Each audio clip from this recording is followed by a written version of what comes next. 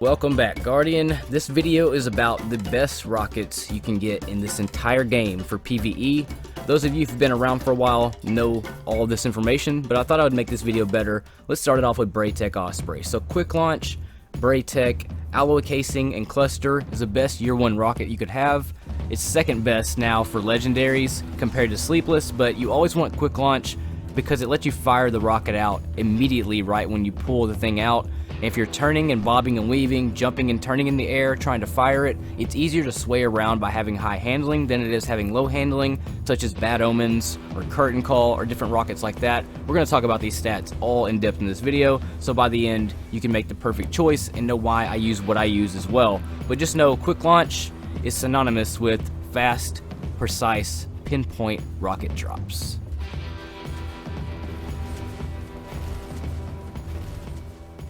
Now for alloy casing and why it's the best thing you can have, let's do a test. So the one on the right does not have it, and it's going to shoot first. Now watch how the one on the left with alloy casing catches up and shoots 2 before the one that got the head start on the right can do it.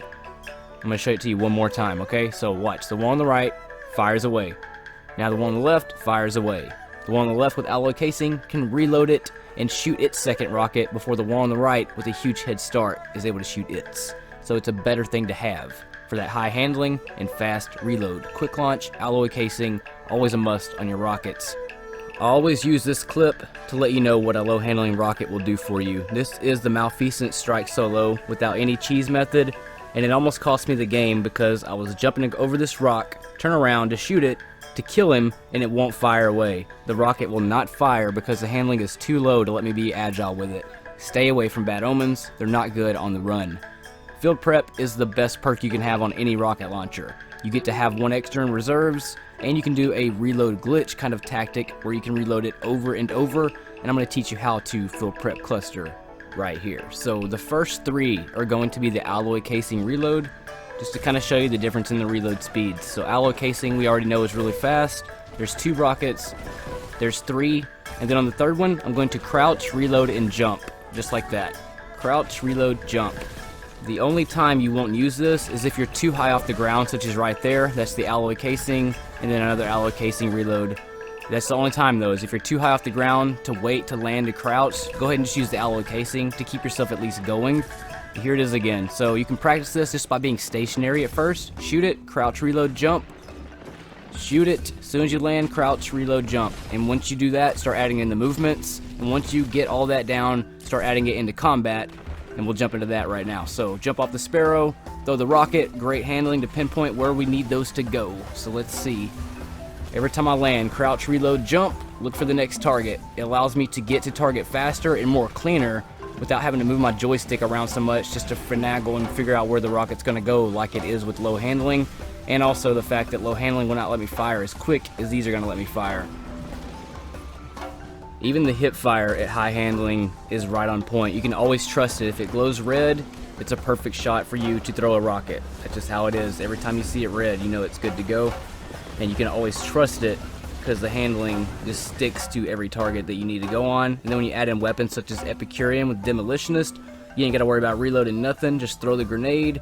So you got fast power and you got fast energy weapon reloads where you can just keep running and gunning as fast as you can go. Get the grenades back. Get them supers going, get those fast rockets with Outlaw going, add it all together and you start increasing your combat speed. Now I'm going to show you why velocity is last place when worrying about the stat on your rocket. Here is almost double the velocity on Curtain Call, and then Sleepless has the alloy casing active with the quick launch. And we're going to see how long it takes to hit target from 2 different distances. So here's one from an abnormal distance, you know what I mean? So you're not gonna ever shoot a rocket that far. The one on the right hits before the Sleepless, obviously, because it has higher velocity, but it wasn't really that much faster. Let's look at it again. Fire both at the same time, and that's probably like 100 yards away, and for almost double the velocity, that's really not that quick. Now let's check it out in a realistic combat scenario such as this right here. This is average rocket distance, and there's no difference at all. Let's check that out again so you can see it again. No distance at all. That's like an average, target to hit, it's the same, you know what I mean? So it's like velocity never comes in handy. Large blast radius saves the amount of rockets that you throw out. Here it is with the Braytech Osprey. I'm going to kill all 4 of these with no problem because they're all kind of just like together, you know what I mean? So large blasts for sure going to take them up, blow them up, keep running basically. Now let's put it on the curtain call, do the same shot, and you'll see that it's not able to kill everything. It's only able to kill 2 out of 4 of those stacked hobgoblins. They weren't even like spaced out that much, you know what I mean? Clusters are all RNG, and I'm going to show you this right now versus this boss. So no matching shields at all. One's arc, one is solar. We're going to throw out the sleepless first, and look at where the health is at. It's right between the I and the N on mind. Now let's get out the curtain call, do its first shot, and compare the damage. See if the clusters are staying more together. Alright, now damage check, and it's at the exact same spot on that first shot. Now let's go back to the sleepless and its second shot and see where the damage is going to be. So same kind of shot here again, right at the feet, so the clusters are together. And now we're going to see that I'm going to kill some ads first because I forgot to look at the health meter because I'm an idiot. But we're going to see it in just a second when I do this jump off before I fire it. We'll see that it's right at the first A, in the middle of the first A on Subterranean. So remember that, first A, Subterranean. Now we're going to do the same kind of shot again. Boom, boom, and check it out. It is at not even to the first A on Subterranean. So it actually did less damage on that shot. So the low blast cluster theory or myth doesn't seem to be holding up. Now we'll see it again. It's right in the middle of the U on Subterranean with the sleepless. Got to clear some ads out because it summoned a bunch of ads, and then we'll go back and see what it's at with the old curtain call. So between the U, let's see. With the curtain call now, do the same kind of shot again. And let's see where it's at. Is it going to make it to the U? And it looks like it did. So it caught back up, and now we're on the U. So there it is about the random clusters. Sometimes they're more, sometimes they're not. I'm going to clear these ads out, and we'll go back to the sleepless. So sleepless was kind of a bad shot here. It kind of went behind him, so it wasn't the greatest shot, but it's all good. So check it out. It's on the middle of the TE on wanted. Now I'm going to do a really good shot with curtain call. I'm going to hit him direct on with the rocket so it does its max damage, and then compare it how a bad shot with sleepless versus a good shot with curtain call does in damage basically. So now let's compare it, and it looks like it's right in the middle of the T. So because of that bad shot and that really good shot, it really didn't do that much difference in damage.